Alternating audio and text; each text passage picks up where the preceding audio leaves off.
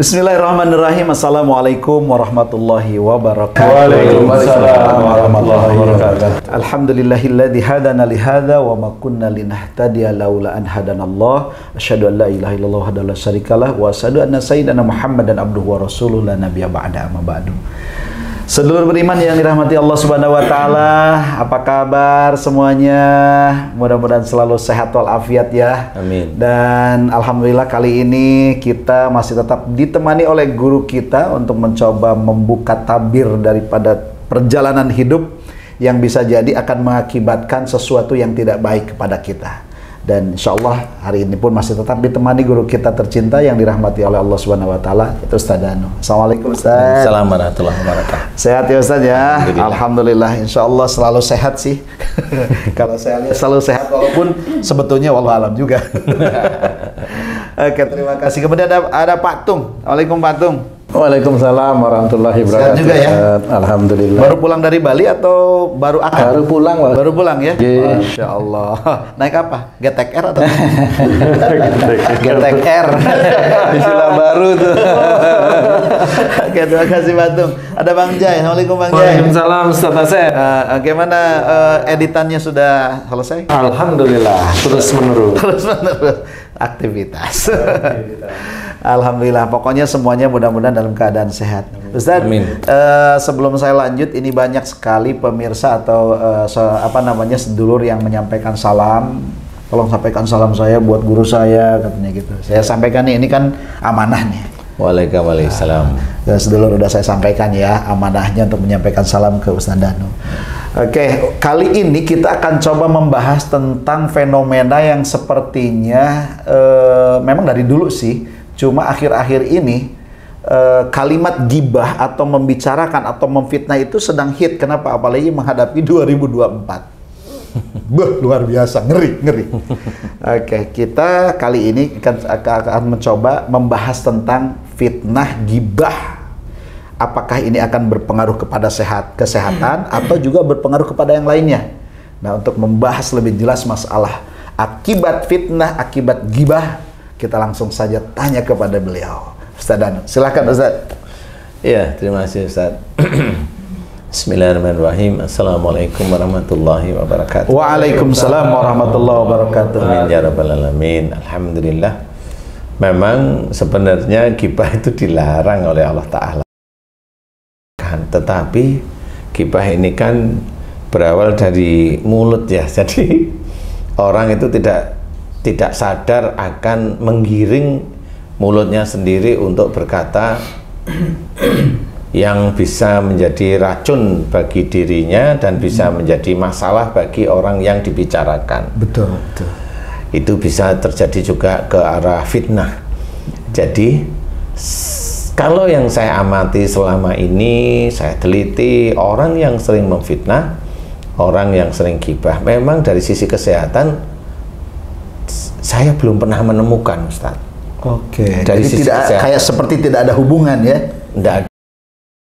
Itu dengan marahnya. Oh. Jadi semua masalah kesehatan itu hubungannya dengan marah sebenarnya. Marah, kaku, emosional, keminter, kayak gitu-gitu ya. Tapi kalau gibah tidak terlalu, walaupun itu nanti efeknya ada. Dari mana umpamanya? Gibah itu kan dari proses mulut, dari proses otak. Otak dipikir untuk mencari jalan salah, kan gitu ya. Paling reaksinya hanya pusing. Kalau gibah menjadi tumor jarang. Yang menjadi tumor pada otak itu biasanya bukan gibahnya, tetapi dia marah di dalam mengeluarkan unek-uneknya. Maka jadi tumor di otak. Istilahnya seperti itu. Tidak cocok dengan orang lain, dengan pasangan, dengan pimpinan. Dia marah, dia simpan. Nah, itu kalau dilakukan terus-menerus setiap hari, nanti beberapa tahun ya muncul nanti tumor. Mulai kok badan saya kok miring-miring sebelah ya, nah di situ. Jadi selama ini kalau gibah atau fitnah saya belum menemukan. Tetapi yang saya temukan adalah dari ciri-ciri orang yang hobinya memfitnah. Orang yang hobinya memfitnah ini biasanya besok dia itu akan dibalas oleh Allah Ta'ala sama, dia akan dipermalukan lebih daripada orang yang digibahkan. Nah, daripada orang yang dulu dia gibahkan atau dia fitnah, dia akan dipermalukan lebih. Rata-rata dipermalukannya seperti apa? Gini, beberapa teman-teman saya yang saya amati yang dulu kecilnya, bukan kecil ya, istilahnya remaja-remajanya, dia sering dibully dengan temennya. Ya dibully nih, ini kan sama seperti dia itu dilecehkan, direndahkan, dihina. Itu yang saya amati, rata-rata 50% lebih, 50% lebih orang yang dulunya dibully, kalau dia tetap diserahkan pada Allah Ta'ala, orang yang dibully ini rata-rata berhasil. Diizinkan oleh Allah Ta'ala, diberi salah satu kemuliaan, yaitu harta atau jabatan. Biasanya derajat ya. Iya, rata-rata seperti itu. Dan itu akan menyalip orang-orang yang dulu membuli dia. Jadi orang yang hobinya membuli itu nggak akan naik dia. Karena dia selalu mengejek orang lain, mengejek kemampuan orang lain, kan begitu. Akhirnya dia yang nggak punya kemampuan apa-apa. Nah, itulah salah satu cara Allah.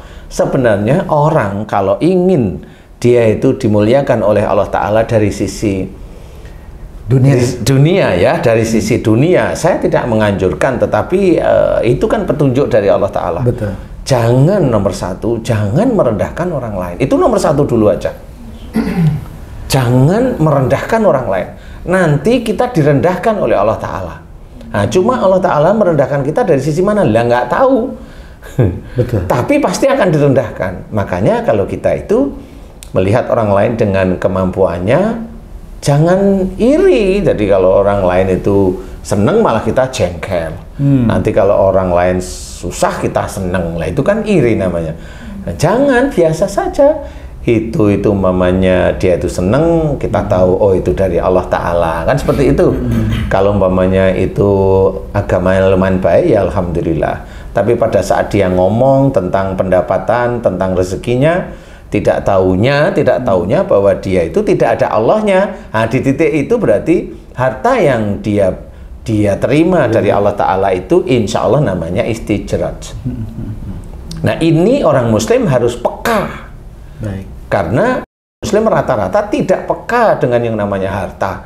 Yang penting banyak. Rata-rata itu yang penting banyak. Harta itu dari mana nggak mau tahu. Kalau bisa dia korupsi.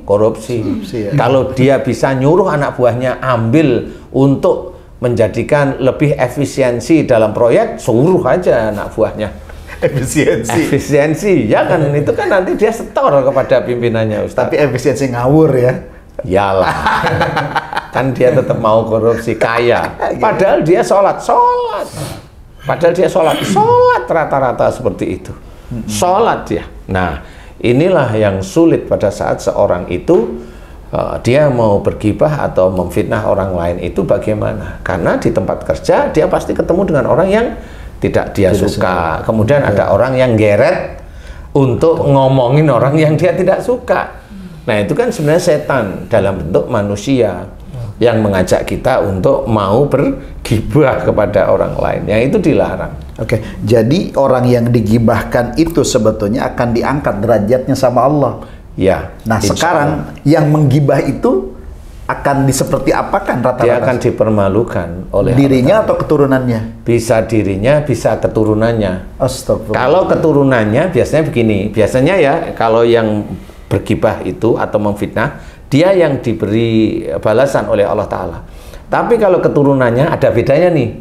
Dia punya anak, anaknya dia banggain, baik, dia seneng banget, langsung diterjunkan oleh Allah Ta'ala. Gitu. Atau anaknya dia banggain, anaknya menyerang dia. Itu ada yang persoalan.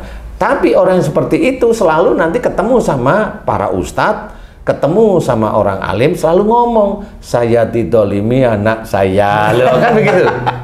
Padahal dulu dia itu begitu. Makanya saya kalau sebagai seorang pendakwah nggak mau ketemu sama orang, saya didolimi anak saya. Lah, itu anak siapa? Anak saya. Emang gimana anaknya? Cerita begini baru ketahuan. Nah, itu kan sifatnya kamu. baru ketemu dia. Lah kamu dulu kamu umbar sifat-sifat seperti itu, sekarang oleh Allah Ta'ala dibalik, baru paham. Nah setelah paham biasanya mulai dia yang tobat, mulai mohon ampun, walaupun tidak enak dulu nih. Nanti beberapa bulan baru si anak itu dirubah oleh Allah Ta'ala. Padahal anak itu tidak perlu kita sentuh istilahnya. Tidak sentuh seperti orang-orang lain baca-baca yang disentuh-sentuh. Enggak. Kita hanya mohon aja kepada Allah Ta'ala. Kan gitu ya. Loh setan itu kan gitu. Katanya setan di dalam tubuhnya orang itu dengan disentuh, dengan dipukul-pukul setannya lari. Itu pakai otak juga ketemu. Loh setannya aja kita itu nggak bisa lihat kok tahu lari dari mana. Lari karena kenceng dia daripada dipukul lagi. Iya, jadi intinya ada banyak orang yang dia tidak paham tentang dirinya sendiri. Baik. Setelah dia dipermalukan, kalau dia memang mulai imannya mulai bagus, kemudian dikasih nasihat oleh ustadz atau orang alim yang benar, ngerti beneran, baru dia tunduk, mohon ampun kepada Allah Ta'ala. Nah, persoalan itu mudah-mudahan bisa dibebaskan. Makanya kita harus paham, wala tajassasu. Wala yaktab ba'dukum ba'da. Itu kalimat itu mengerikan sebenarnya. Betul. Ya, tidak boleh kita itu seperti itu. Karena kalau kita amati, wah boleh kita merasa hebat, enggak boleh. Kita merasa lebih pandai, enggak boleh. Kita lebih soleh, enggak boleh juga. Baik. Mengejek orang lain, nah itu sudah jelas wala tajassasu itu kan. Ya nggak boleh. Merasa kelompok kita lebih benar, nggak boleh juga. Oke, sekarang Pak Antung sama Pak Jai ada pertanyaan tentang masalah gibah, nggak usah.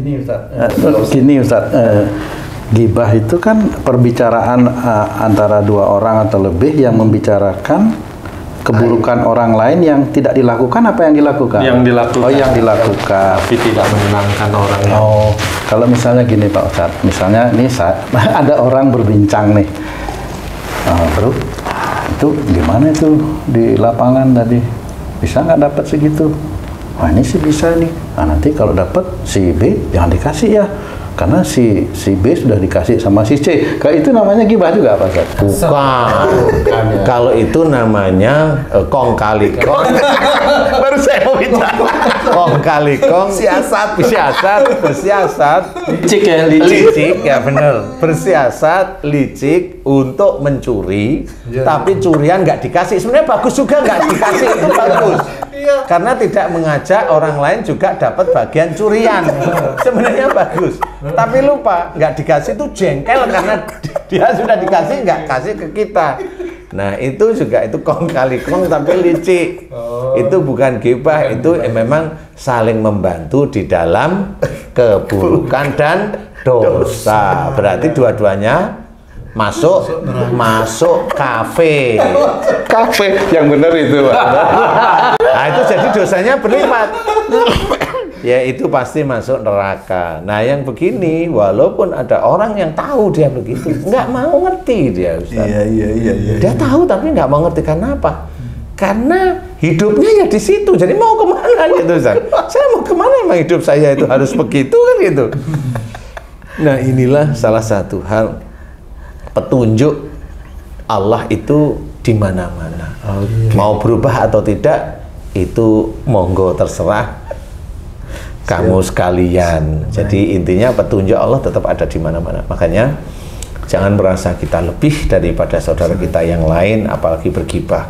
Kalaupun umpamanya kita cerita, umpamanya begini nih, saya cerita sama Ustadz Asep, Ustadz, Situng itu gimana sih? Istrinya di Bali kok dibiarin? Kan umpamanya gitu nih, memang benar kan gitu. Terus Ustadz Asep ngasih masukannya gini, oh berarti harusnya Pak Tung itu paling tidak ngasih kabar. Ya lewat apa? Ya lewat WA umpamanya.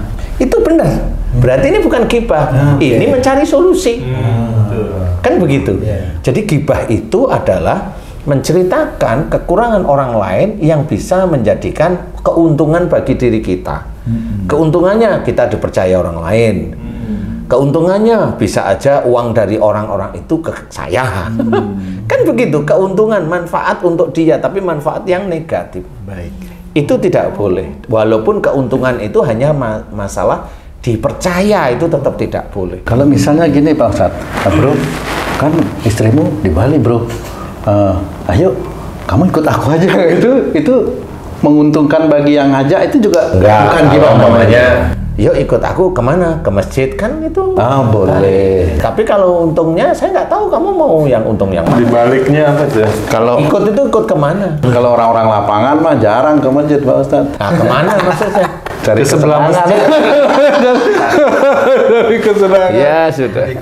Oke. Kalau Bang Jai mungkin ada pertanyaan masalah gibah ini. Ustadz, gibah dan fitnah ini sungguh menyakitkan bagi orang yang digibahi dan difitnahi. Inginnya nih korbannya ini ingin secepatnya ini membalas, ya kan? Membalas bagaimana caranya cepet-cepet atau cepet-cepet berdoa pada Allah agar yang memfitnah gibah ini dapat balasan. Cepet dan lambatnya balasan dari Allah ini tergantung apanya nih Ustaz? Jadi begini yang harus kita amati. Kalau kita difitnah sama seseorang, nggak usah cepet-cepet membalas. Kita tahu bahwa fitnah dari orang ini adalah petunjuk dari Allah Ta'ala, dan itu harus kita sikapi baik. Harus kita sikapi baik. Karena inilah kalau kita sudah tahu hadisnya nanti kalau ujian itu bisa meningkatkan iman. Ujian ini baru dimulai. Baru dimulai. Jadi kalau udah tahu ujian bisa meningkatkan iman, kita tahu ini ujianku baru dimulai. Saya ingin imanku meningkat karena Allah Ta'ala. Terima gibahan itu, terima fitnahan itu dengan bertasbih. Nggak usah klarifikasi. Nggak usah. Allah itu tidak butuh klarifikasi. Allah itu hanya melihat hati yang digibahi atau difitnah. Kalau orang itu sudah jelas, itu menjadi ujian bagi orang yang difitnah itu, yang nanti dia akan dinaikkan imannya, derajatnya, termasuk semuanya itu, termasuk diculasi, ya itu tetap harus diterima dengan lapang dada. Karena apa? Karena memang itu nanti akan berdampak seperti ada orang yang tadi saya cerita, teman saya yang dibully rata-rata nanti ditingkatkan, dimuliakan dari sisi dunia ya. Saya nggak bilang di sisi akhirat ya. Di sisi dunia itu dimuliakan oleh Allah Ta'ala. Jadi cukup dinikmati, bertasbih, tetap istiqomah. Dibalas tidak perlu. Karena membalas dengan gibah percuma. Klarifikasi percuma. Klarifikasi percuma, serahkan sama Allah. Itulah yang namanya istilahnya tawakal Allah. Faida azamta fatawakal Allah.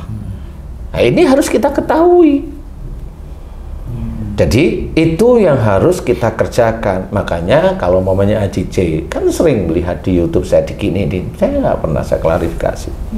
Kenapa? Saya yakin pada Allah Ta'ala.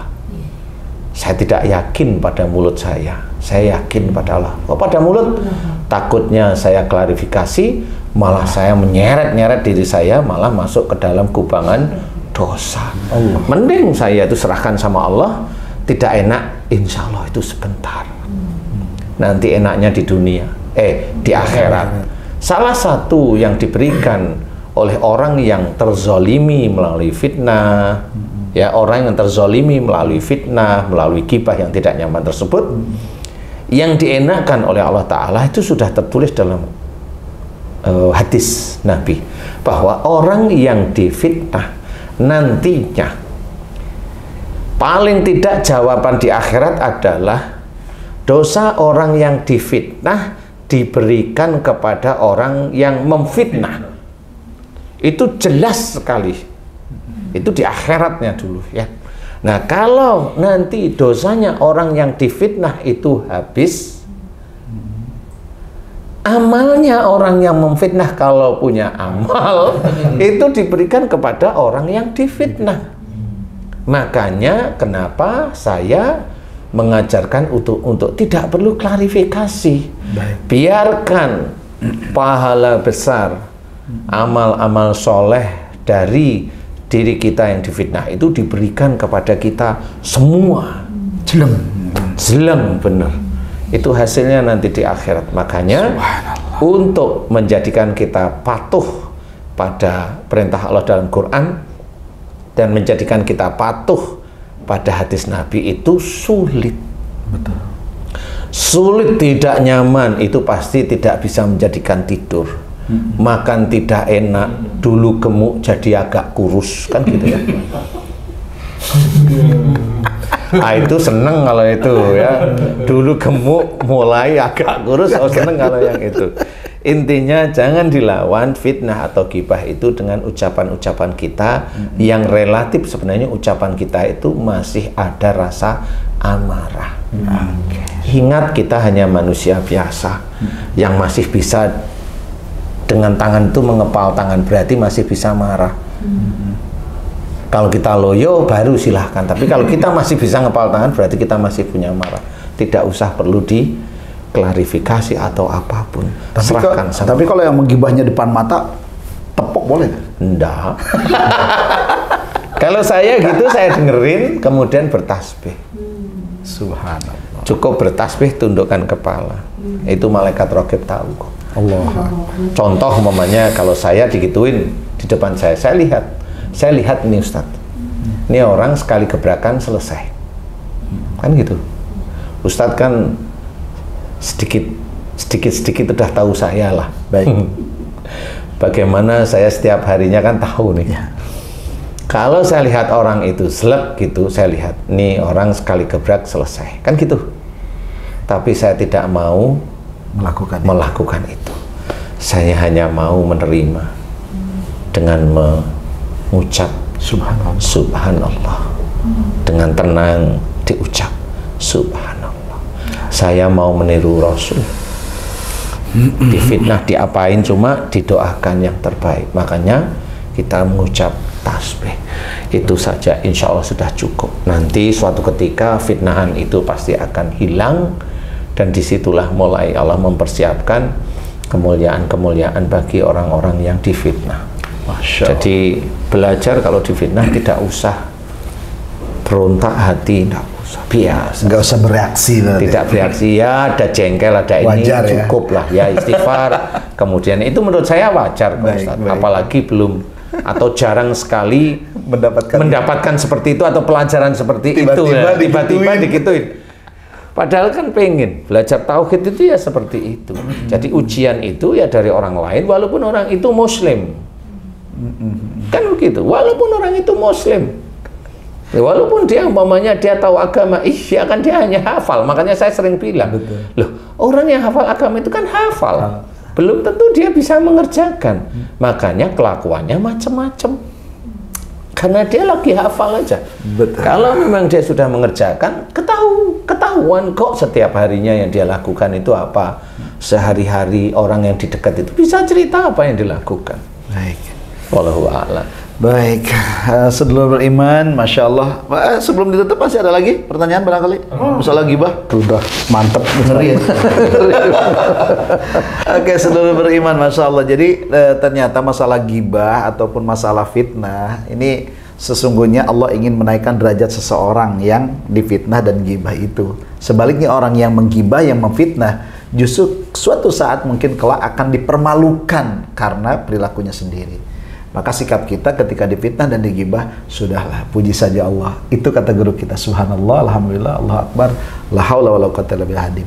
Jadi, nah ini karena sekarang lagi musim nih, masalah gibah ini, masalah fitnah ini, jadi kita harus berhati-hati. Rasulullah pernah menyampaikan satu hadis yang berbunyi, "Man kana yu'minu billah falyakul khairan aw liyasmut." Barang siapa beriman kepada Allah, ya, dan Rasulnya, maka berkatalah baik atau diam. Karena khawatirnya malah jadi gibah, jadi fitnah. Mudah-mudahan kita semua terhindar dari kalimat-kalimat yang membuat gibah dan fitnah. Karena fitnah itu lebih kejam daripada daripada Jadi al fitnatu asaddu minal qatl. Itu kata Rasulullah. Jadi fitnah itu lebih kejam daripada Pembunuhan ya. Terima kasih atas kebersamaannya. Mudah-mudahan kita bisa bertemu lagi di vlog yang lainnya yang lebih tentunya meningkatkan keimanan ketakwaan. Mohon maaf lahir batin. Assalamualaikum warahmatullahi wabarakatuh. Waalaikumsalam warahmatullahi wabarakatuh. Allah Akbar. Subhanallah. Alhamdulillah.